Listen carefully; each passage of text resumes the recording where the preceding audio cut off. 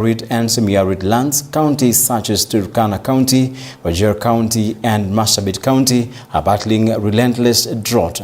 Rivers have dried up, pasture as withered, and livestock, the backbone of pastoral livelihoods, are dying in alarming numbers. Families walk 4 kilometers in search of water, while malnutrition rates climb steadily among children and vulnerable mothers. At the same time, in other parts of the country, food waste tells a different story.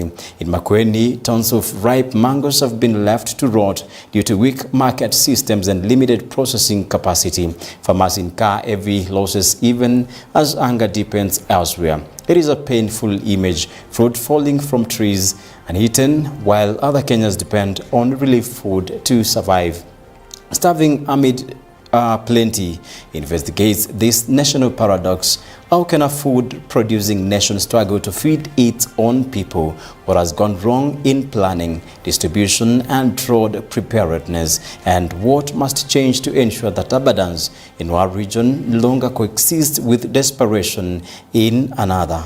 This is Starving Amid Plenty.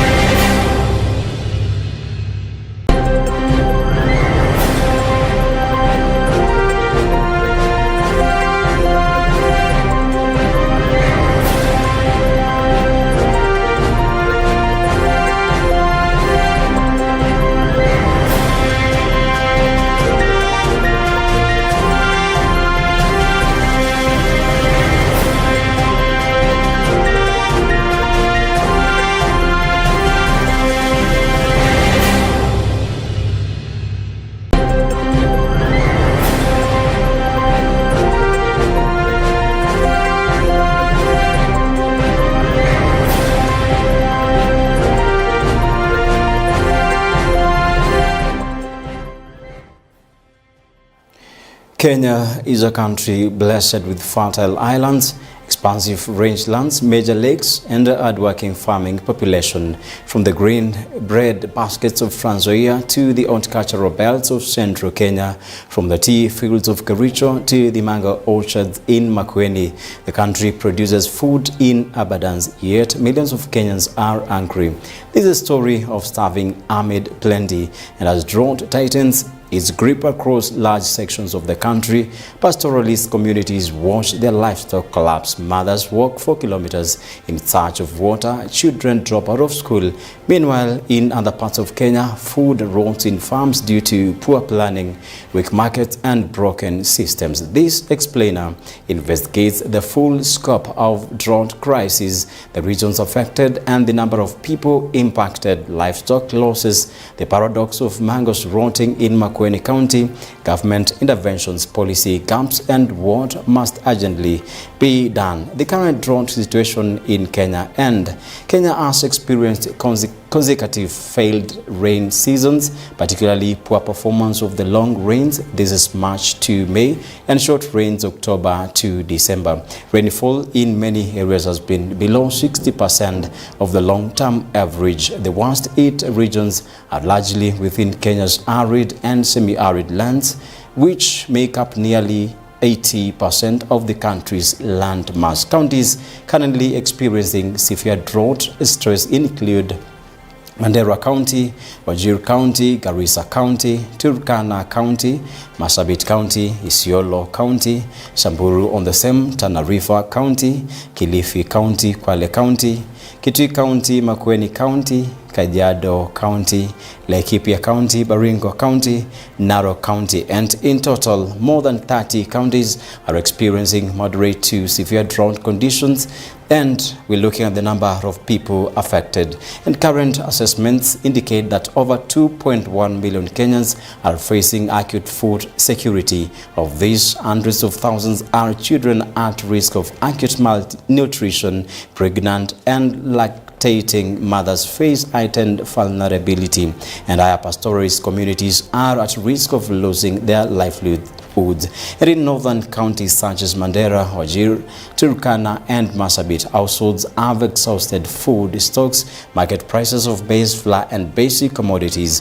have risen sharply, placing food out of reach for many families. And for pastoralist communities, livestock is wealth, food, insurance, and identity. Across Aisol counties, hundreds of thousands of cattle, goats, sheep, and camels have died due to lack of pasture and water.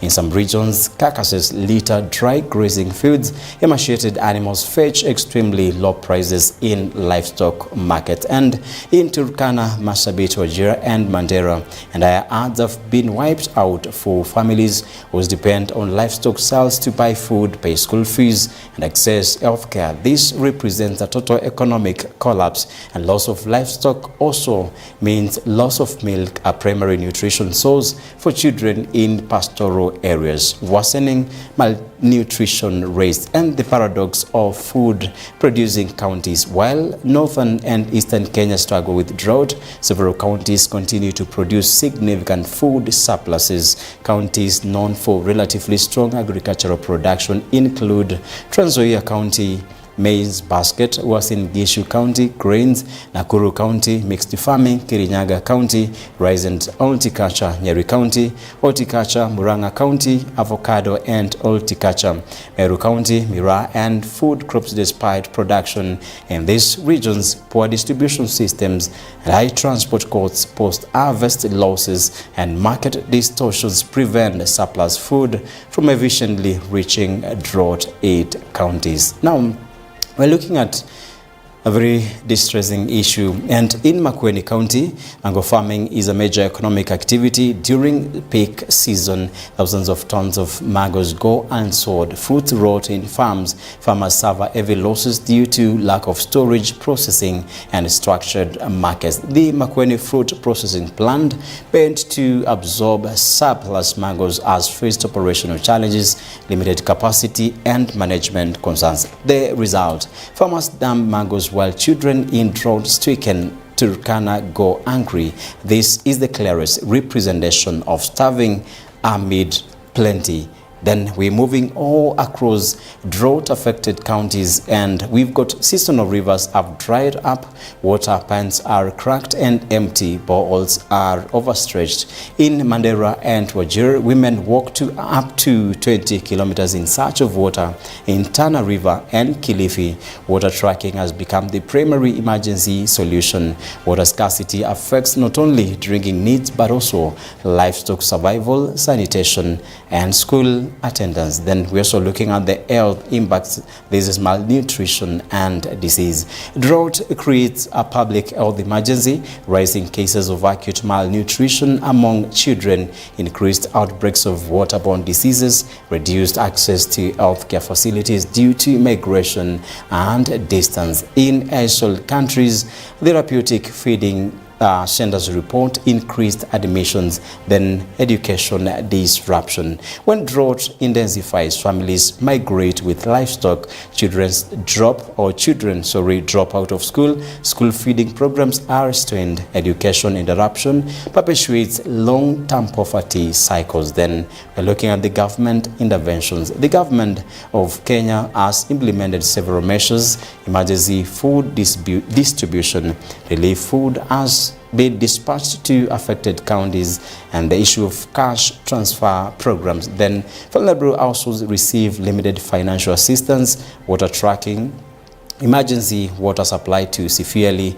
affected regions, then livestock offtake programs, buying weak animals to inject cash into communities, then strategic grain reserve release, controlled release of maize stocks to stabilize markets. Then we're looking at the criticism and claims of government carelessness. Then despite interventions, criticism remains: delayed response in some counties, inadequate quantities of relief food, corruption allegations in distribution, poor long-term planning. The repeated cycle of drought response suggests systemic governance weaknesses. Climate change and the bigger picture: Kenya's drought crisis is closely linked to climate change. Then increased frequency of extreme weather, erratic rainfall, rising temperatures, pastoral systems built on predictable seasons are collapsing. What the government should be doing now to calm the drought stink: Kenya must shift from reactive to preventive measures,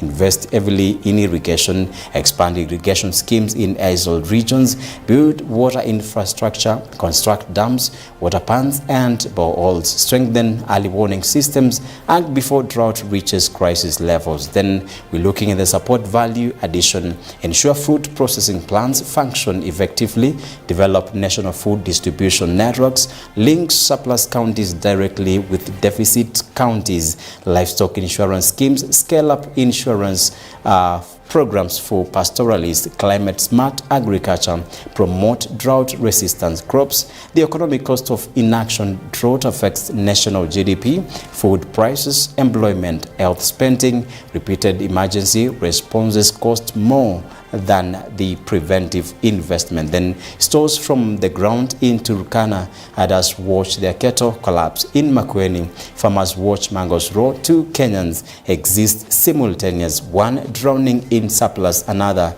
dying of thirst. Then the way forward: Kenya must institutionalize drought resilience, strengthen county national coordination, increase budget allocation to water and agriculture, ensure accountability in relief programs. And the conclusion is that breaking the cycle: Kenya does not lack food, Kenya does not lack farmers, Kenya does not lack knowledge. What Kenya lacks is integrated system that connects production, storage, processing and distribution, and long-term climate resilience planning. Until that system works, the country will continue to experience the tragic contradiction of starving amid plenty. But before we go, some questions. Starving amid plenty: how did Kenya transition from cyclical drought to repeated national drought emergencies? Question 2. Which counties are currently in alarm or alert status, including Turkana County, Wajir County, Marsabit County, and Mandera County, and what indicators determine these classifications? Then, how many Kenyans are currently facing acute food insecurity, and how many children are suffering from severe malnutrition? And what early warning signs were issued before the drought escalated, and were they acted upon in good time? How many livestock, cattle, goats, sheep and camel have died so far, and what is the estimated economic loss? The next question: why do pastoralist communities continue to suffer devastating hard losses despite previous drought experiences? The next question: are livestock offtake and insurance programs sufficient to cushion others, or are they or underfunded and inaccessible? Then how many boreholes, dams and water pans in affected counties are currently operational? Then why does Kenya continue to rely heavily on emergency water tracking instead of permanent water infrastructure? Next, how much has the national government allocated for drought mitigation this financial year, and how much has actually been dispersed? And are relief food supplies reaching the most vulnerable households without diversion or corruption? And why does food rot in surplus producing counties while hunger depends elsewhere? What systems exist to link food surplus counties like Trans Nzoia County and Uasin Gishu County with deficit counties like Turkana and Mandera? How efficient is Kenya's national food storage and distribution network? Then, what percentage of harvested food is lost annually due to poor storage, transport, and market access? Why are mangoes rotting in Makueni County despite the presence of a fruit processing facility? Is the processing capacity in Makueni adequate, and are there governance for management failures contributing to the waste? What role does middlemen and price distortions play in post-harvest losses? Why does Kenya still depend predominantly on rain-fed agriculture despite recurring drought? Then what percentage of Kenya's arable land is under irrigation, and is that sufficient for drought-prone country? Are county governments adequately funded and empowered to implement drought resilience projects? How well coordinated are national and county governments in drought response planning? Has climate change adaptation been fully integrated into Kenya's agricultural and water policies? Are drought-resistant crop varieties and climate-smart agricultural practices being adopted at scale? Where does emergency response consistently overshadow long-term preventive investment? Could the current crisis have been prevented with better planning and infrastructure development? Is recurring drought now a climate inevitability or a governance failure? What immediate interventions are required in the next 3 to 6 months to prevent further suffering? And what structural reforms are necessary over the next decade to end the cycle of crisis response? What will it take to ensure that Kenya never again experiences the contradiction of starving amid plenty? And this is a special program on starving amid plenty. Thank you for watching. Coming up next, the Midweek Report with me, Jeff Kimaiyu.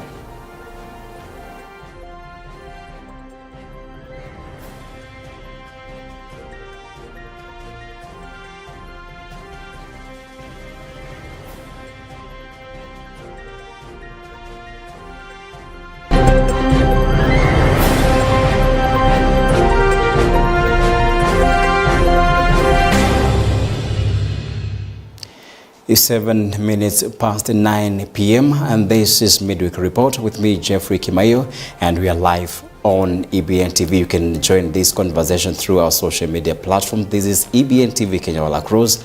Our SMS line is 23059. My sign language interpreter is Laura Omonti. The beginning of the bulletin.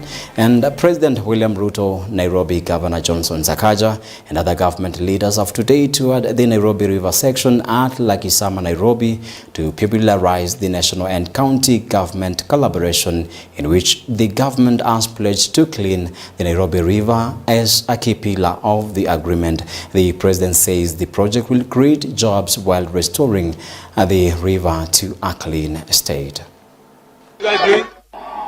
Wangapi wamesema kaunti na serikali kuu ishirikiane, tufanye kazi pamoja, tuongeze mabarabara, masoko, na Nairobi ipate chapa zaidi kuwafanyia nyinyi kazi. Sio ndo tunataka? Ama ni aje? We have come together between the national government and the county government in the interest of the people of Nairobi. Umoja ni nguvu, utengano ni udhaifu.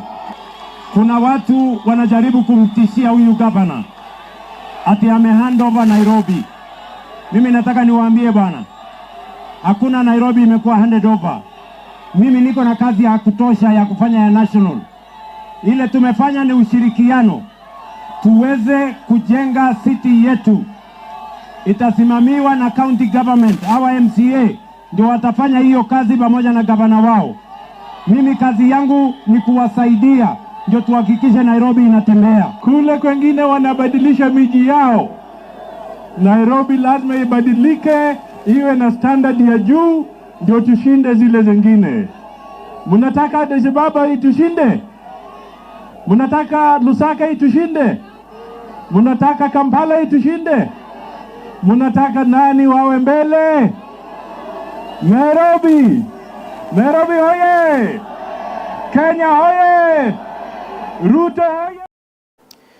And moving on, hundreds of parishioners and the Catholic Church in Bungoma have officially begun the 40-day Lent season during Ash Wednesday Mass celebrations. In his sermon, Father Collins, member of Christ the King Church Bungoma, expressed sorrow over reports of global violence, particularly killings, noting that prayer is one of the three key responsibilities the Catholic Church takes on worldwide. Father Mambo emphasized that Lent is an appropriate time for self-denial and for helping the less fortunate in the society. He also urged the faithful to fast and party and pray for peace and harmony in the country during this 40-day period. Kwenye the third weapon that we use in our fight against evil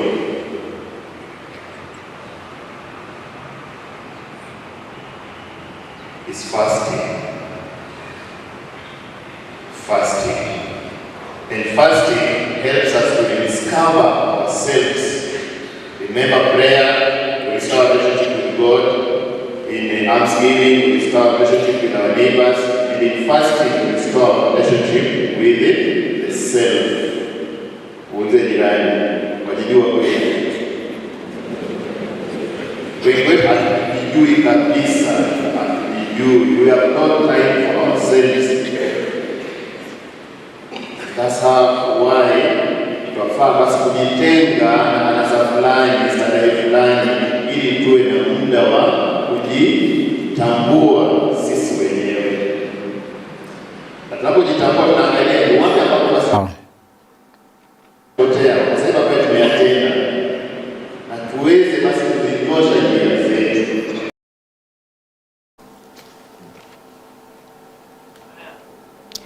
Nairobi Senator Edwin Sifuna and Embakasi East MP Baba Wino have opposed the cooperation deal between the national government and the county of Nairobi. The two have termed the agreement as suspicious and want it shelved, citing several legal breaches in the agreement. The leaders further questioned the limited time to undertake public participation. They have opposed the cooperation deal between the national government and the county of Nairobi. The two have termed the agreement as suspicious and want it shelved, citing several breaches in the agreement. Limiting it to amendments and forgetting that the people in their righteous might have the option of rejecting the whole agreement in total during that public participation. Secondly, the steering committee established to oversee the agreement is very national government heavy. Of the 12 members of the committee, a whopping 2/3 are appointees of the national government. From its structure, the governor will play subservient to the prime cabinet secretary, making Sakaja effectively the new deputy governor of the county of Nairobi. This, to me, is not cooperation, but a takeover. Thirdly, just last week, the governor of Nairobi, City County, Johnson Sakaja, in his address to the County Assembly of Nairobi, derided what he termed the NMS experiment that left us with a Kenya shillings 16 billion hole in pending bills and vowing to never engage in similar misadventure. I wish to remind Governor Sakaja that the Senate in fact directed that those NMS pending bills were the responsibility of State House, from where he was speaking yesterday, since the accounting officer for NMS was the comptroller.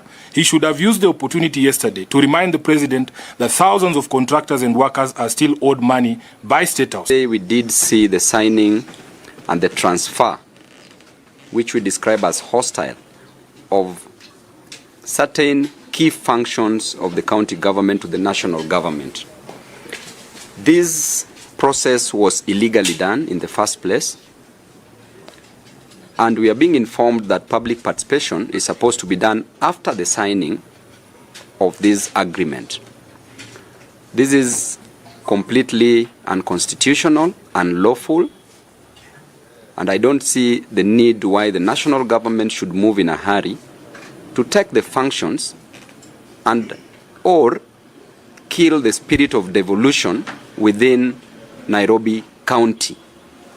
The governor, in his wisdom or lack of the same, did agree to transfer his responsibilities, which were bestowed on him by Nairobians.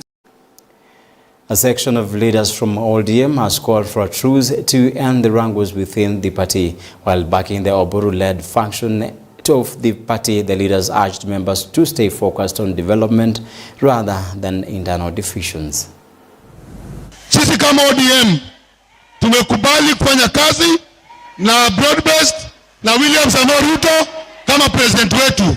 Baba yetu, kiongozi wetu Raila Amolo Odinga alituacha kwa broad-based government, na hiyo tunaheshimu. Sisi tutatoka hapa mahali baba alituacha. 2027 yale watakubaliana baina ya President Ruto na Dr. Oburu ndio sisi tutafuata. Sisi hatuko kwa vita watu wa ODM.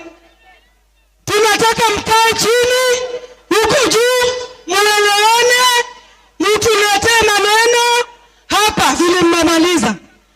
Sisi Oburu akituambia right, Alani akisema left, turn, na backward. And away from that story, United Green Movement Party leader and former Chief Justice David Maraga has condemned what he described as excessive use of force by police during political rallies, warning that the East Party is preparing to take legal action. Speaking in Embu, Maraga accused the security agency of undermining democratic rights by dispersing peaceful gatherings, insisting that such outdated tactics cannot owe to the county's political direction. Maraga cited recent incidents in Kitengela and Nyeri, where police disrupted rallies and even tear-gassed women and children. Judge, pahali wazee wako, pahali watoto wako, na watu ambao pengine wagonjwa. That's total madness. You don't do that. So we condemn that very strongly. And we are telling Ruto, relax. Kenya is moving forward. If you are continuing to remain in the old days, Kenya is moving. Moving on, the High Court has granted an application by former Kiambu Governor Ferdinand Waititu to have his bail terms reviewed pending the appeal of his case. In a ruling delivered on Wednesday, Justice Winfred Akwani allowed the application revised the earlier bail conditions. The court set bail at 20 million shillings in cash or alternatively 2 sureties with property securities valued at not less than 30 million each. Justice Akwani directed that the securities be subjected to verification and approval by the Deputy Registrar. Waititu has also been ordered to deposit his passport with the court pending the hearing and determination of his appeal.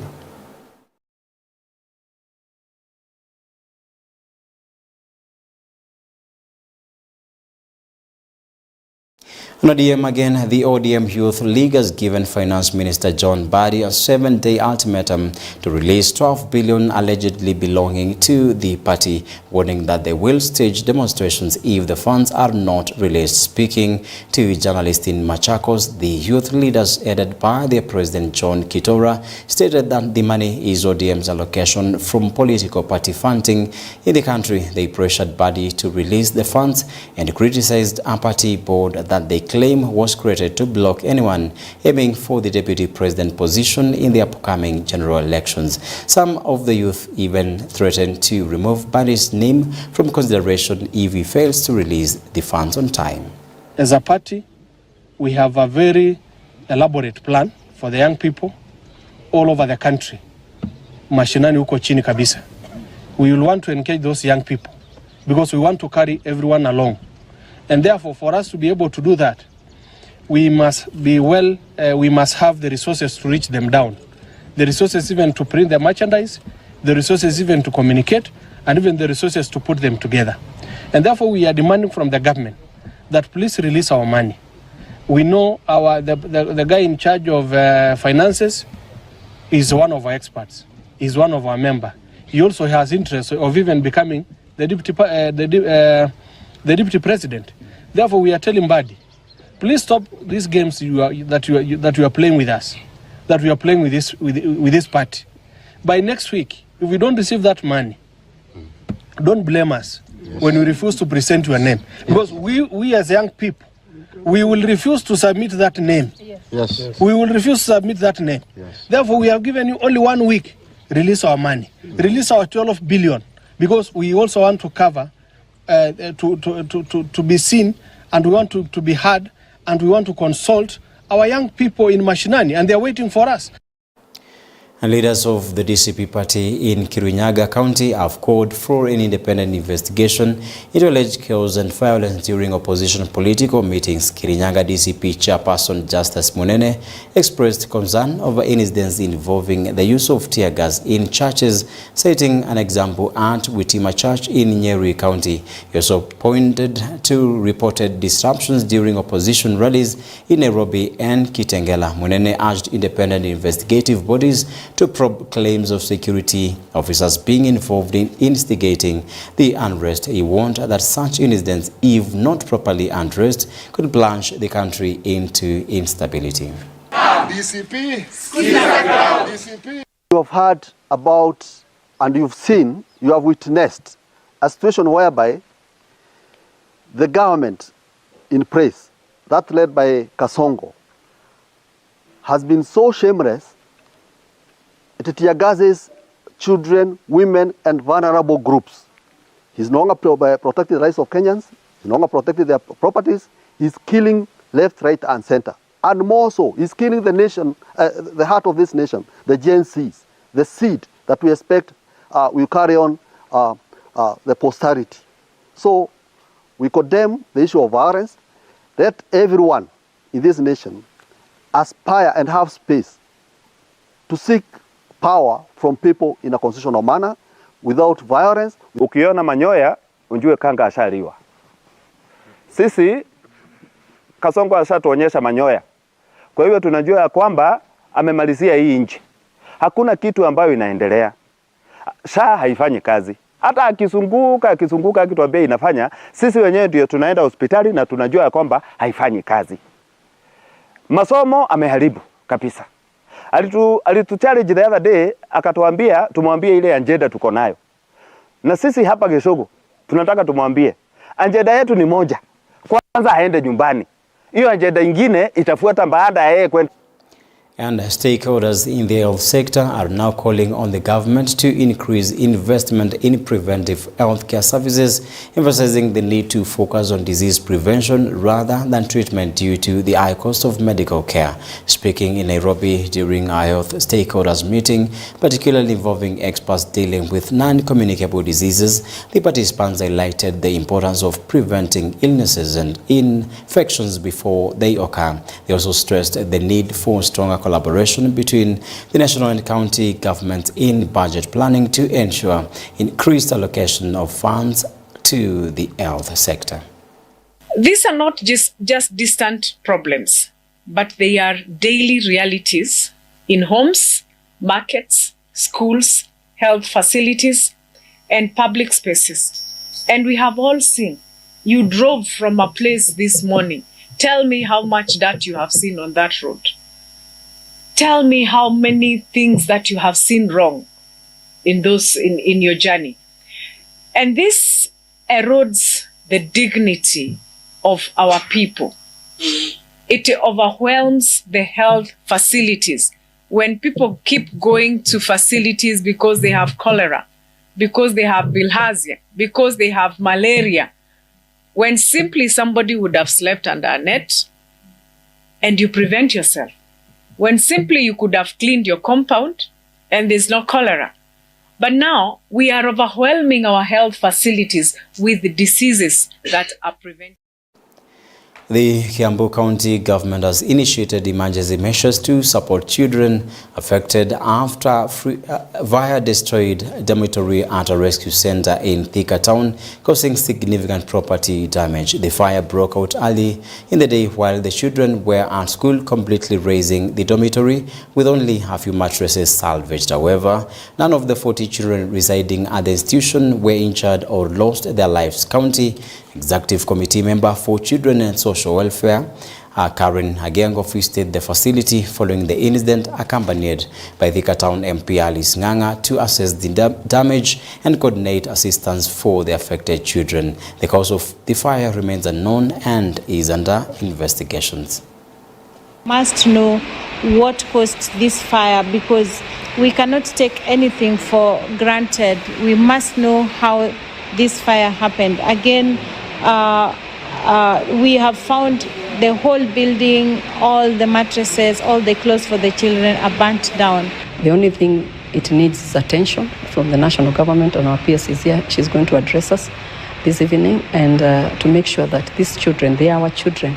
These are children that they have been rescued from different homes or from different categories in life. They are running from something. They're not running away from the government, but they are running away from homes because something happened. Some felt insecure, others felt that they were going to be hurt in their homes. That's why they were rescued by this institution. Kilifi County Governor Gideon Mungaro has revoked contracts for all stalled development projects, citing delays by the contractors in completing the works. The governor has now introduced a new plan to complete the stalled projects through grassroots committees. Speaking in Kilifi Town, Mungaro said smaller contracts such as the construction of pre-primary school classrooms and technical training colleges, as well as the construction and renovation of dispensaries and bowls, will be handed over to local community committees. He noted that the move aims to address the growing burden of pending bills and curb misuse of public funds.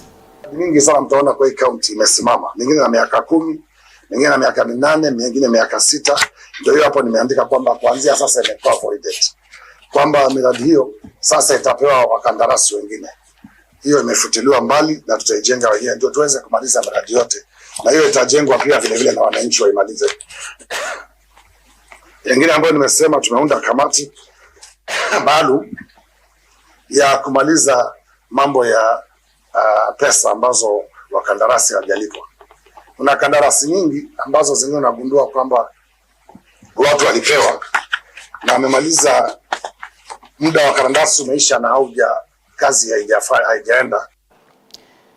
That story wraps up the midweek report. My name is Jeffrey Kimaiyu. Somba, sign language interpreter is Laura Monti. The team behind making this bulletin a success. We wish you all the best and we thank you for doing so. We wish yourselves a good night.